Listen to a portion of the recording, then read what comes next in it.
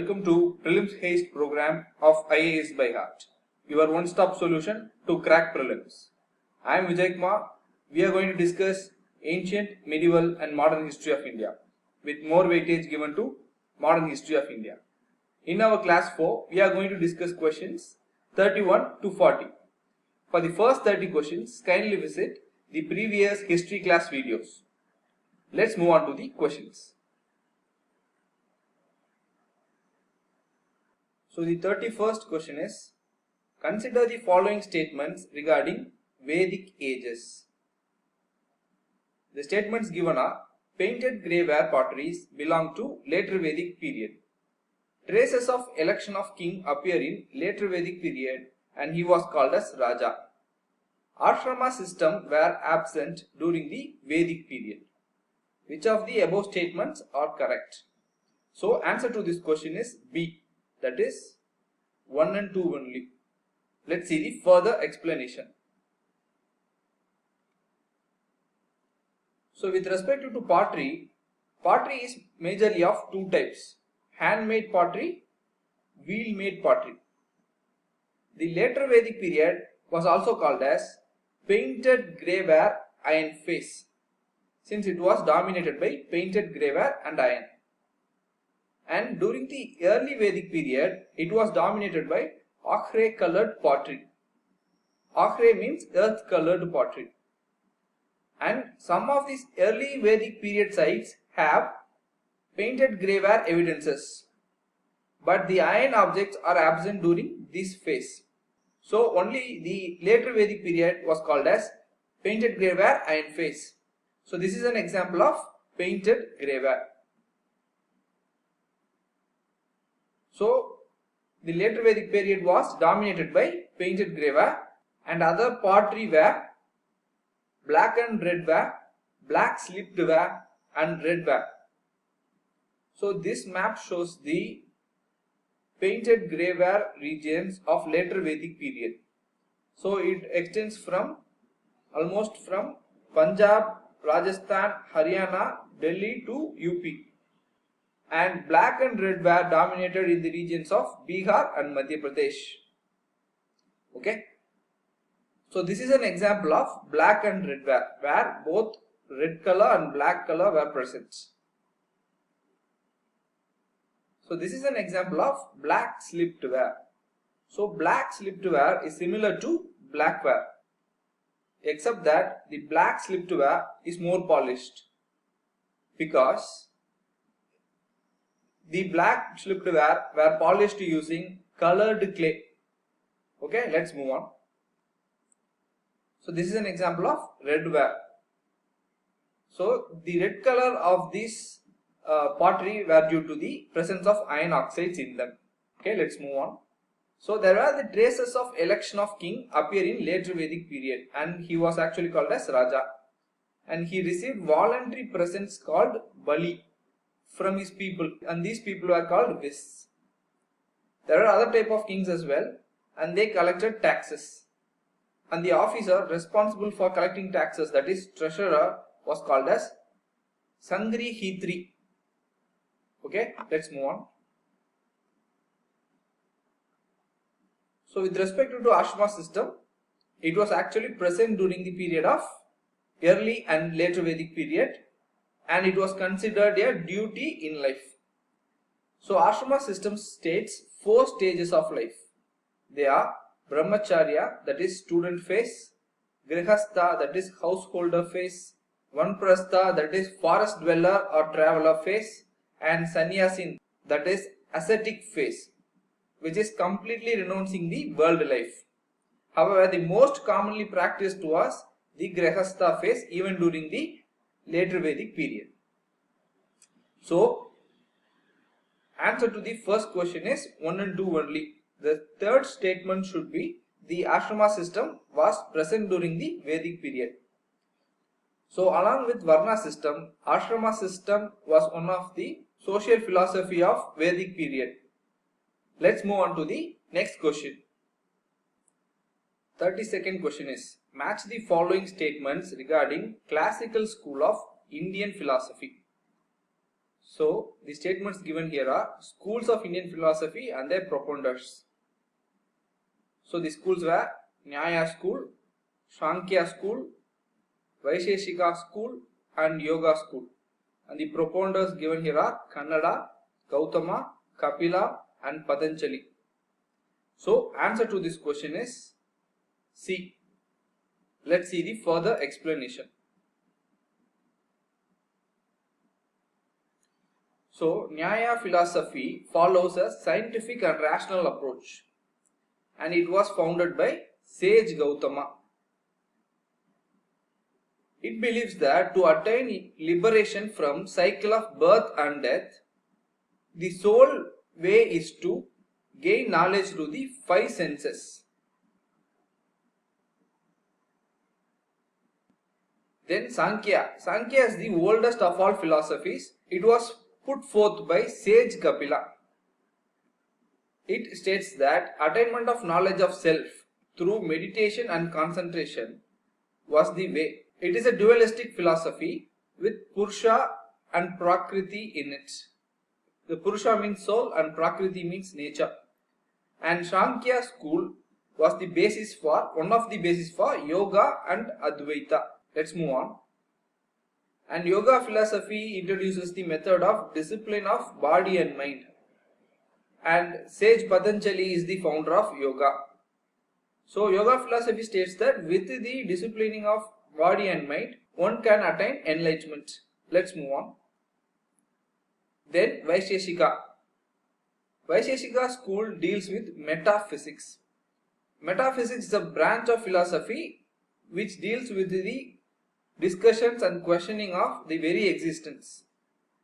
It is an objective and realistic philosophy of universe and atoms. So this philosophy discusses about universe and atoms. It was founded by sage Kannada. Then Purva Mimamsa. This believes in complete authority of Vedas. It was founded by sage Jaimini. And it believes that to sustain the activities of universe, the power of yajnas and mantras were essential. And it states that human being can attain salvation only by acting in conformation with the principle of Vedas. Let's move on. Then comes the Uttar Mimamsa. It is also called as Vedanta. It is a monoistic school of philosophy that believes that world is unreal and the only reality is Brahman. During the later ages, three sub-branches were created. They are Advaita of Shankaracharya, Vishishta Advaita of Ramanujacharya and Dvaita of Madhavacharya. So Uttar Mimamsa is based on Upanishads of Vedas. So Upanishads are the philosophical discussions in the Vedas. So answer to this question is C. That is, for Nyaya it is Gautama, for Sankhya it is Kapila, and for Vaisheshika it was Kannada, and for Yoga it is Patanjali. Let's move on to the next question. 33rd question is, consider the following statement regarding Mansabdari system. So Mansabdari system was institutionalized in India by Akbar for revenue purposes only. Origins of Mansabdari system can be traced back to Genghis Khan. So which of the above statements are correct? So answer to this question is B, 2 only. Let's see the further explanation. So it is true that the origins and the concept of Mansabdari system can be traced back to Genghis Khan. Genghis Khan organized his army on the decimal basis. The lowest unit of his army was 10 and the highest unit was 10,000. It was called a Toman, and this commander was called as Khan. So the term Mansab literally means status or rank. So the nobles who joined the Mughal service enrolled as Mansabdars. So they can be appointed to any civil or military posts and they can be transferred between these posts. Along with Mansabdari system, Akbar also reformed the revenue system and introduced two new concepts called Zat and Sawar. So every Mansabdar was given rank of both Zat and Sawar. So he was given dual representation. So Zat is the rank in the administration within the Mansabdari system. The more the zat, the more the power, the more the salary of the Mansabdar. And Sawar denotes the number of cavalrymen the Mansabdar had to maintain. And the Mansabdars were either paid in cash or through lands. When they received pay in cash, they were called as Nagdi. And Mansabdars who were paid through assignment of lands were called Jagirdars. So they collect revenue from these lands. Do not confuse between Jagirdar and Zamindar. Zamindars were the hereditary owners of the land, whereas Jagirdars were the Mansabdars who were paid through assignment of lands. Okay, so answer to this question is 2 only. So with respect to the first statement, it is true that Mansabdari system was institutionalized in India by Akbar. However, it was not just for revenue purpose only. It is a comprehensive system of military administration and revenue. Let's move on to the next question. 34th question is, consider the following statement regarding central administration of Delhi Sultanate. The statements are: Diwan-i-Wizarat was the Ministry of Finance. Diwan-i-Arsh was the Ministry of Defence. Diwan-i-Insha was the department that holds the record of royal court. Diwan-i-Risalat was the department of religious affairs. And Diwan-i-Qaza was the department of justice. Which of the above statements is or are correct? So answer to this question is C, all of the above. Let's see the further explanation. So for Delhi Sultanate, the administrative system was derived from Abbasid, Ghaznavid systems, also Iranian and Indian systems. So it is a conglomeration of all these systems. And the king was called as Sultan. And Diwan-i-Wizarat was the Ministry of Finance. He was headed by PM called Wazir. So this Wazir is similar to the Prime Minister post. And Diwan-i-Arsh was the Ministry of Defence. It was headed by Aris-i-Mamalik. Let's move on. And Diwan-i-Insha was the department that holds the record of royal courts. It was headed by Dabir-i-Mamalik. And Dabir-i-Mamalik also acted as private secretary of Sultan. Diwan-i-Risalat was the department of religious affairs and also foreign affairs. And Diwan-i-Qaza was the department of justice. It was headed by Qazis. Also, please note that Diwan-i-Bandagan is the department of slaves. It was created during the period of Feroz Shah Tughlaq. And Diwan-i-Amir Kohi is the department of agriculture. It was created during the period of Muhammad bin Tughlaq. And Diwan-i-Barid is the department of intelligence. So answer to this question is all of the above. Also note that the central administration of Sher-Shah Suri is also similar to the central administration of Delhi Sultanate. Let's move on to the next question. 35th question is, consider the following statement regarding provincial administration of Sher-Shah Suri. The statements are: provinces were called as Sarkars and were headed by Shikdars. The districts were called as Iktas and were headed by Faujdars.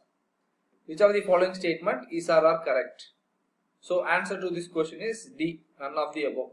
Let's see the further explanation.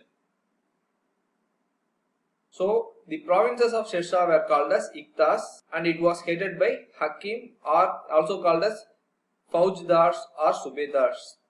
The districts were called as Sarkars. It was headed by Shikdars or Munsifs. And the districts were further classified into Parganas and villages.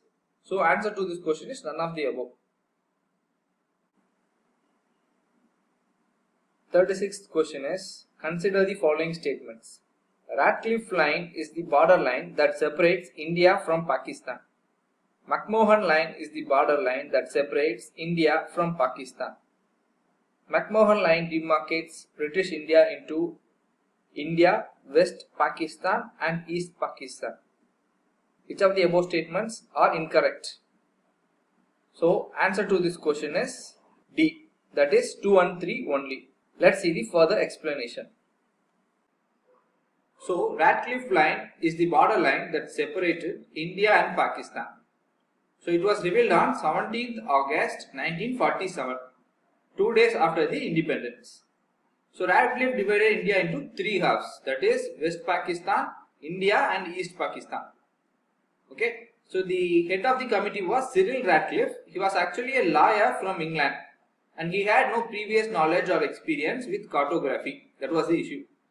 And the division was done on the basis of religious majority. So, this is the Radcliffe line that divides British India into West Pakistan, India and East Pakistan.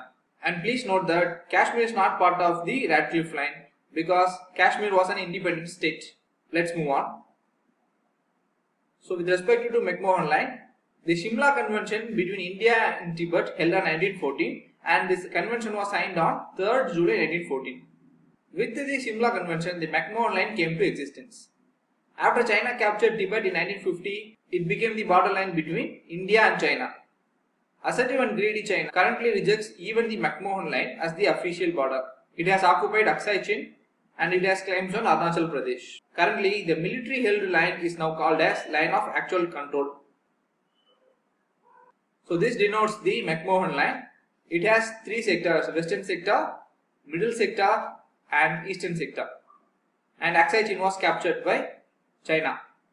So, the incorrect statements are 2 and 3 because the McMahon line is not the border between India and Pakistan. It is the border between India and China. And it is actually the Radcliffe line that demarcates British India into India, West Pakistan and East Pakistan. Let's move on to the next question. 37th question is, who are the following are responsible for Kakori train robbery 1925? Chandrasekhar Azad, Bismil, Ashfaqullah and Bhagat Singh. Choose the correct option. So, answer to this question is A, that is 1, 2 and 3 only. Let's see the further explanation. First, we have to see about Hindustan Republican Association. So, the Hindustan Republican Association was started in 1924. It was started by Sachin Sanyal, Narendra Mohan Sen and Pratul Ganguly. The HRA's first and most important action was Kakori train robbery of 1925. The objective was to loot the official railway cash and use it to overthrow the British government. Later, 40 were arrested and 4 were hanged. They are Bismil, Ashfaqullah, Rohan Singh and Rajendra Lahiri. So, among the 40, Chandrasekhar Azad also participated. However, Bhagat Singh joined the movement only in 1926 and he did not take part in Kakori train robbery. So, the train was actually travelling between Shahjahanpur to Lucknow and the looted amount was 8,000 rupees. And during the course of action, 1 person was killed and 40 were arrested and 4 were hanged. So, answer to this question is A, 1, 2 and 3 only since Bhagat Singh did not take part in Kakori train robbery. Let's move on to the next question. 38th question is, consider the following provisions regarding Simon Commission. Statements are, Simon Commission was appointed by Viceroy of India to review the working of Government of India Act 1909. Congress session in Calcutta in December 1927 welcomed the Simon Commission. Which of the above statements are correct? So, answer to the question is none of the above since both the statements are incorrect. Let's see the further explanation.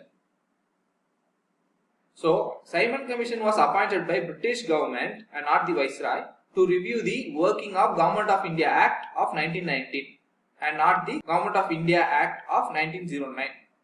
The Congress session in Madras in 1927 opposed the Simon Commission because Indians were not part of it. It was also opposed by most of the political organizations in India.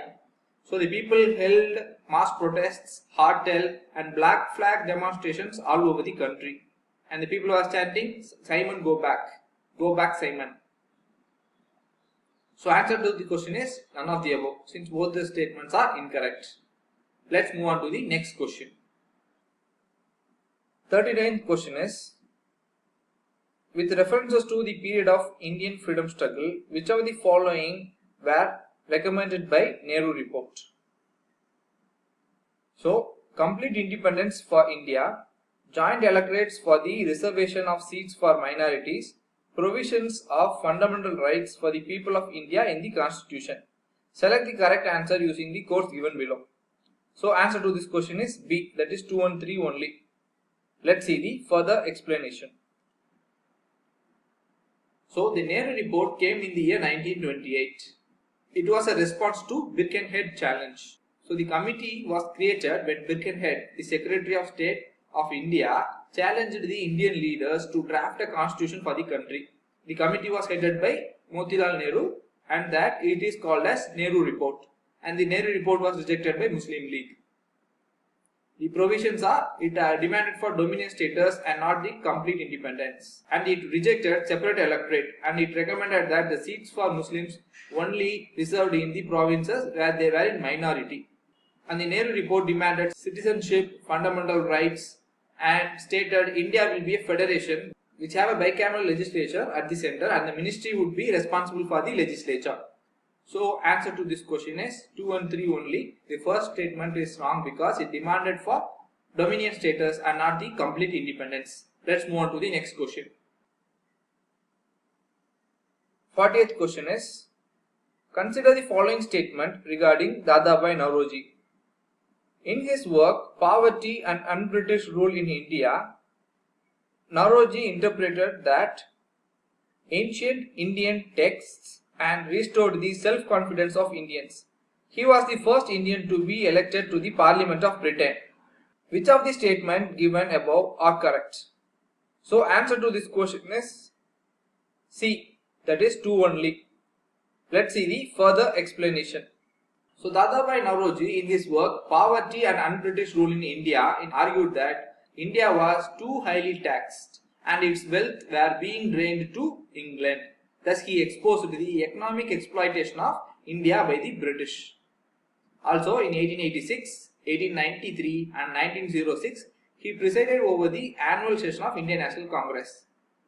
And in 1906 he postponed the split between moderates and extremists in the Congress party. In 1892 he was elected as MP of British Parliament from Central Finsbury, London. So he became the first Indian to be elected to Parliament in London. So answer to this question is 2 only. So in Poverty and Un-British Rule in India, he did not work about ancient Indian texts. He actually criticized the economic policies of British. So with this we conclude our session. Thank you.